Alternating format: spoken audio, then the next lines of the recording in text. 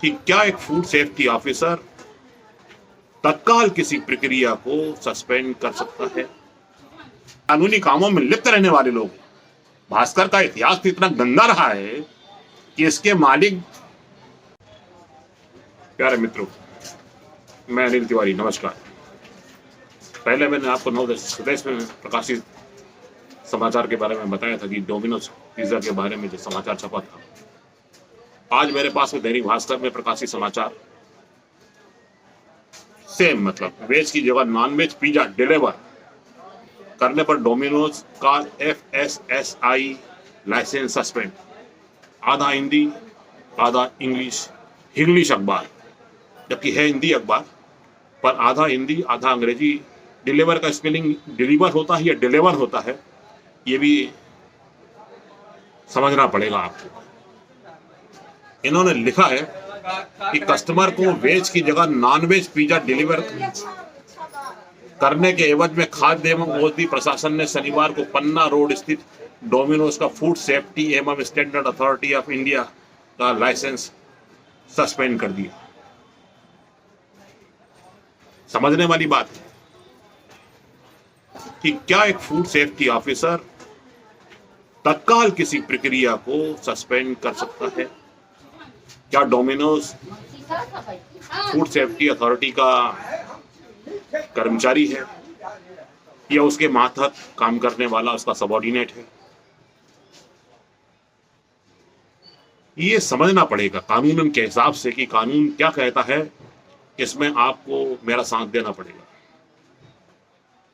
कारण बताओ नोटिस जारी किया, अच्छी बात है, करना चाहिए। कोई शिकायत है दर्ज करना चाहिए और उसकी प्रक्रिया का पालन करना चाहिए। फूड सेफ्टी ऑफिसर अभिषेक बिहारी गौड़, शीतल सिंह एवं सीमा पटेल ने वेज और कस्टमर को डिलीवर किए गए नॉन वेज की सैंपलिंग की। ग्रुप ऑफ अथॉरिटीज, समझना पड़ेगा कानून कि food safety officer is not a one person, it is A group of persons,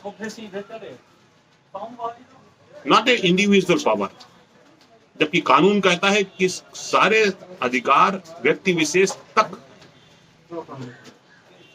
जिसको शासन ने प्रदत्त किए हैं उसके अलावा वो कम्युनिकेट नहीं किए जाता। पर group of investigators, group of officers, they collect the sampling. Abhishek Bihari Gaur काफी समय से सतना में हैं। शीतल सिंह को मैं बता दूं आपको कि महेश्वरी स्वीट से एक्सपायर मटेरियल को सैंपलिंग करने में हाथ पांव फूल गए थे शीतल सिंह के।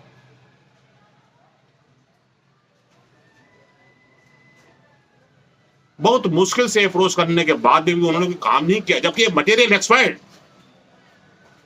Not a deliver by a person to person, a difference materials, it is a difference veg and non veg material. पर महेश्वरी स्वीट से तो एक्सपायर मटेरियल डिलीवर किए, एक्सपायर मटेरियल सेल आउट किया गया, और उसकी बात ना तो उनके प्रोपराइटरों ने सुनी और फिर कंप्लेनेंट को कोर्ट में जाना पड़ा। ठीक इसी तरह रिलायंस में भी हुआ, रिलायंस रिटेल ने भी एक्सपायर मटेरियल दिया। शीतल सिंह, अभिषेक बिहारी गौड़ और सीमा सिंह ने फिर कुछ नहीं किया, फिर कंप्लेनेंट को कोर्ट में जाना पड़ा। ऐसी क्या वजह थी कि डोमिनोज के लिए शीतल सिंह, अभिषेक बिहारी गौड़, सीमा सिंह सब एकत्रित हो गए। किसी प्रोसेस के लिए कानून में ऐसा कहां प्रोसेस लिखा हुआ है कि किसी मटेरियल को परचेस करने के बाद में परचेसिंग कंप्लेंट जो है थाने में दर्ज की जाएगी।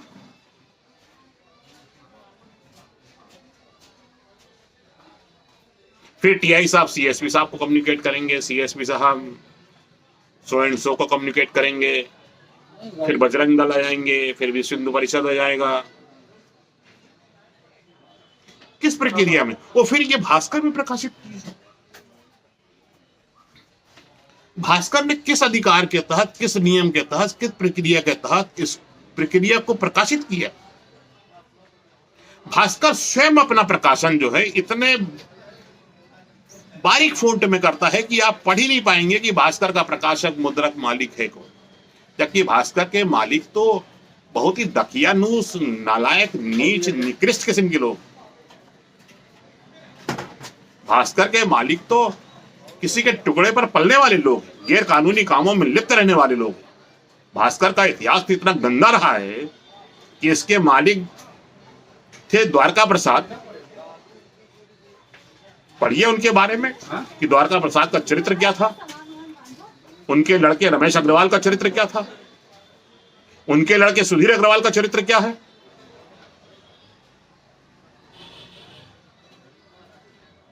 इनकम टैक्स की 20-20 हजार करोड़ से ज्यादा की सर्चिंग कार्रवाइयां चल रही हैं।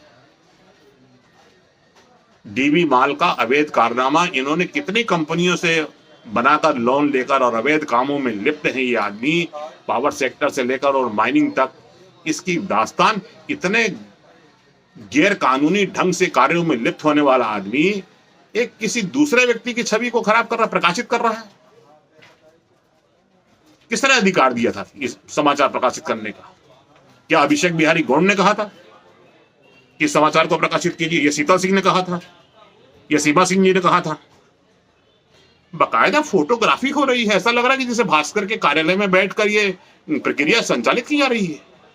फोटोग्राफी ले रहे हैं, अभिषेक बिहारी गौड़ सैंपलिंग का फोटो छापा जा रहा है उसमें। और फिर विश्व हिंदू परिषद की जो नॉमिनेट पर्सन है, जिनमें एक का नाम है राज बहादुर मिश्रा। राज बहादुर मिश्रा जी क्या हैं?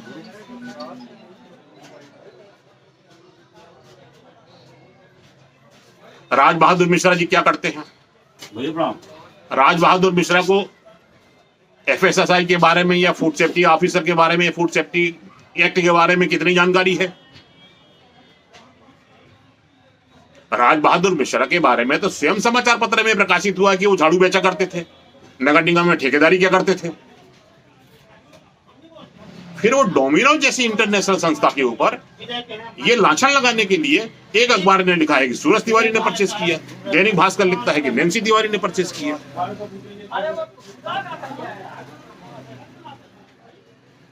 वो दैनिक भास्कर की अधिकार कहां से प्राप्त हो गया? मुझे तो ताज्जुब ये होता है कि डोमिनोज जैसी संस्था ने इसके ऊपर कार्रवाई क्यों नहीं की। उनको दैनिक भास्कर को लीगल नोटिस देना चाहिए था। ऑब्जेक्शनेबल मैटर को प्रकाशित करने का अधिकार किसी समाचार पत्र को नहीं। मेरे बारे में, मेरा व्यक्तिगत बात में, मेरी व्यक्तिगत संस्था के बारे में दैनिक भास्कर को, किसी भी संस्था को कोई अधिकार नहीं है कि वो किसी मेरे बारे में कोई प्रकाशित करे। इस देश में राइट टू एक्ट लागू है, राइट टू प्राइवेसी लागू है। इस देश में 26 जनवरी 50 के बाद में कानून लागू। किसी को अधिकार नहीं है कि वो किसी के बारे में ऐसा मनगढ़ंत तो छूटा। एक अखबार कहता है कि सूरज तिवारी ने परचेस किया, एक अखबार कहता है कि नैन्सी तिवारी ने परचेस किया। आप किसकी बात को सच मानेंगे?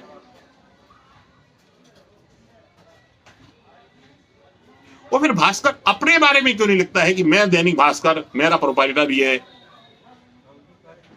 मेरे को दैनिक भास्कर मुझे बताएं कि दैनिक भास्कर को किस नियम, किस प्रक्रिया के तहत। और फिर कलेक्टर साहब ने कोई एक्शन नहीं लिया। मुझे लगता है कि कलेक्टर साहब को तो ऐसे समाचार प्रकाशित होने पे, ऐसी संस्थाएं जिनको कि भाई इस देश का प्राइम मिनिस्टर किसी संस्था को बाहर लेकर आ रहा, बाहर से मंगा रहा है कि देशवासियों को अच्छा भोजन मिले। माल न्यूट्रिशन की कमी होने के कारण भारत में अच्छा भोजन नहीं मिल पाता है। अच्छा भोजन, अच्छा टेस्ट लाने के लिए उनकी सरकार मेहनत करती है, एक संस्था को ले आती है भोजन कराने के लिए। और फिर यहाँ के चंद ऐसे नालायक और धूर्त आदमी एक गिरोह बनाकर कि 12 लोगों का एक समूह इकट्ठा कर लिया, दशानंद से 2 अंक ज्यादा मिल गए उनको, तो वो किसी को भी कुछ भी कर देंगे, किसी के बारे में कुछ भी छापा देंगे, किसी के बारे में कुछ भी बता देंगे, और फिर लोग उसका स्पष्टीकरण देते रहेंगे। नहीं, गलत बात। कानून में ये बातें स्वीकार नहीं, और कानून की ये मंशा भी नहीं है। आप अच्छे से समझ लीजिए। मेरा कलेक्टर साहब से अनुरोध है कि समाचार जो प्रकाशित हुआ है इसको वो कॉग्निजेंस ले, इस पे विचार करें कि ये दैनिक भास्कर ने ये समाचार कैसे प्रकाशित किया। उनको एक नियम के तहत एक एक्ट बना हुआ है, prevention of objection matter in 1975, उसमें पेपर को सीज करने का अधिकार है उनको कि अगर किसी व्यक्ति को कोई ऑब्जेक्शन और ऐसा मैटर प्रकाशित होता है तो उसके प्लांट सभी को प्लेट सही सीज कर दिया जाए। तो ये बात मुझे स्वदेश में तो ठीक है, बहुत छोटे लेवल पर, तो ये तो एक शेरगंज निवासी नैन्सी तिवारी 31 अक्टूबर को यानी दिवाली के दिन पूरी रिसर्च चल रही है, बिल्कुल एकदम पूरा शोध, पूरा षड्यंत्र, पूरा मनगढ़ंत विचार एक जो है किसी संस्था को बदनाम करने के लिए, ये एक रचा गया सोचा समझा षड्यंत्र है जिसमें शासन और प्रशासन और यहाँ के कुछ नामोइंदे जो चाहे विश्व हिंदू परिषद कहते हो अपने आप को, चाहे वो बजरंग दल कहते हो, इनका नॉमिक्लेचर, इनका पूरा डिटेल्स जो है सार्वजनिक प्रोफाइल बनाकर प्रदर्शित करना चाहिए। ये Raj Bahadur son of, residence of, qualification, business, income, सारा क्राइटेरिया इनको पब्लिक डोमेन में डालना चाहिए। आज के लिए इतना ही, फिर मिलेंगे कल तक के लिए। जय हिंद।